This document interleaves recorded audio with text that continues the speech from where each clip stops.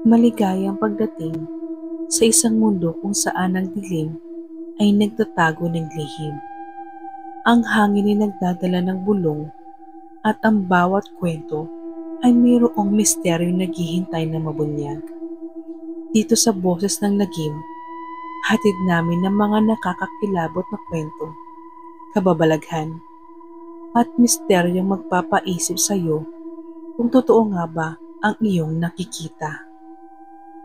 Handa ka na bang pumasok sa mundo ng hindi maipaliwanag?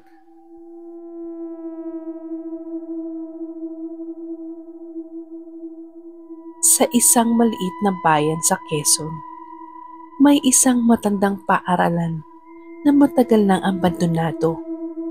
Ayon sa mga kwento, halos isang dekada na itong walang estudyante. Ngunit kahit lumipas ang maraming taon, may isang silid-aralan na hindi kailanman pinapasok ng mga tagalinis, ang Room 2C. Sa gitna ng silid na iyon, may isang lumang upuang kahoy. Walang ibang kasangkapan sa loob. Wala ng mesa, wala ng blackboard. Tanging ang upuang iyon lang. Madilim ang kahoy, kupas na ang barnis, at may mga kalmot sa likod. Sabi ng mga matatanda, hindi basta-basta ang upuang iyon. Lahat ng umupo roon ay hindi na muling nakakalabas ng buhay. Si Lisa. Si Lisa ay isang junior vlogger na mahilig sa urban exploration gamit ang cellphone at flashlight. Naglalakbay siya sa mga abandonadong lugar at ipinapakita ang kanyang karanasan sa YouTube channel niya. Isang araw, napagdesisyonan niyang pasukin ang lumang paaralan ng Quezon. May mga nagkomento raw na haunted ito at perfect para sa Halloween special niya. Di niya alam, isa sa mga followers niya ay nagpadala ng mensahe. Pumunta ka sa room 2C. Upuan. Maupo ka. Huwag kang tumayo hanggang sa matapos ang orasyon. Hindi niya pinansin. Inakalang prank lang yun. Ang pagsisimula ng pagkakamali. Sa araw ng filming, sinamahan siya ng kaibigan niyang si Mark. Habang nililibot nila ang paaralan, napansin nilang kakaiba ang room 2C. Mas malamig ang paligid. Nang binuksan nila ang pinto, agad nilang nakita ang upuan sa gitna. Parang sinisiet up talaga to, no? Ani Mark. Lumingon si Lisa. Eto na siguro yung sinasabi nilang haunted chair. Nag-record siya. Naupo, ngumiti sa camera. Pero pag upo niya, agad siyang natigilan. Parang may malamig na kamay na humawak sa likod ko. Bulong niya. Biglang nagsimulang pumugak ang ilaw ng cellphone. Ang buong silid ay tila umusok sa lamig at si Lisa hindi makagalaw. Ang multo ng guro.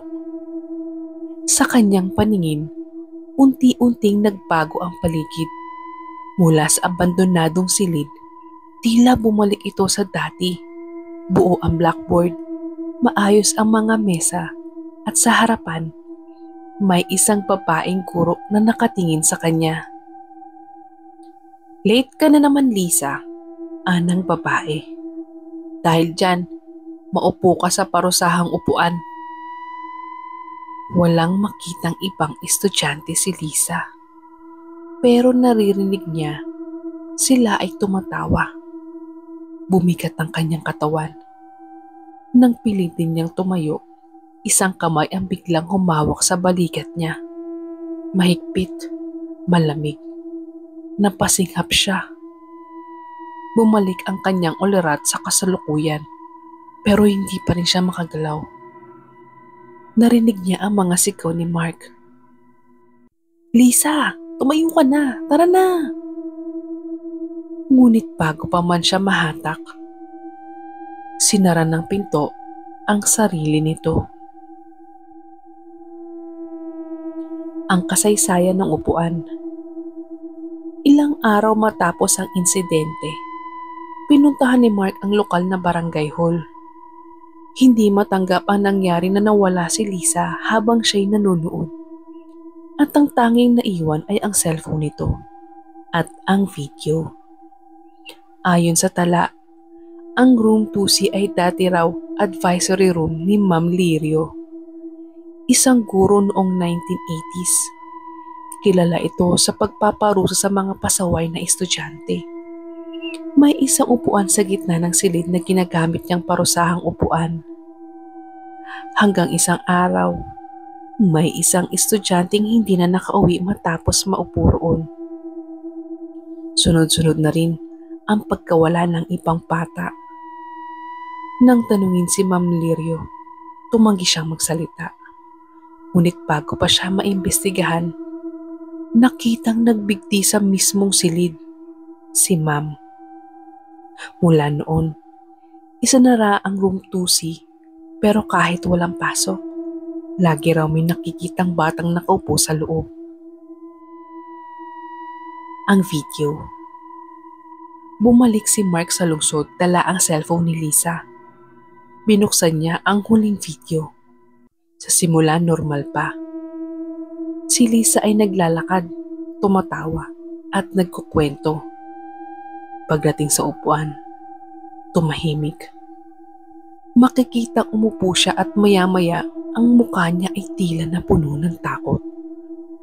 Sa likod niya, may unti-unting lumilitaw. Isang babaeng nakaputing blouse, tukuan ng pipig at nanlilisik ang mga mata. Nakatayo ito sa likod ng upuan, nakatitig sa kamera. Bago matapos ang video, pumulong si Lisa. "Hindi ako makaalis. May nakaupo sa akin." Ang sumpa. Simula noon, nawala na si Lisa. Ni hindi nahanap ang katawan niya, ngunit ang video kumalat online. Libo-libong views hanggang sa may sumubok mag-reenact. At isa-isa, nawawala rin ng mga gumaya. Ngayon may mga bagong challenges online. Pumunta sa abandonadong paaralan, maupo sa upuan, i-video ang sarili. Pero tandaan, kapag naramdaman mong may umupo na sa likod mo, huwag ka nang gagalaw. Baka may sumunod sa iyo, pauwi. At kung may marinig kang boses na bumubulong sa tenga mo, parusa mo ito. Huwag kang tatayo. May mga kwento ka bang nakakakilabot o karanasang nakakatakot? Maaari mo kaming i-message sa aming Facebook page o TikTok account. Pwede mo rin kaming i-email. Sana nagustuhan ninyo ang aming kwento. Huwag kalimutang mag-like, mag-subscribe at i-hit ang bell button para laging updated sa aming mga pinakabagong episode. Hanggang sa muli, salamat!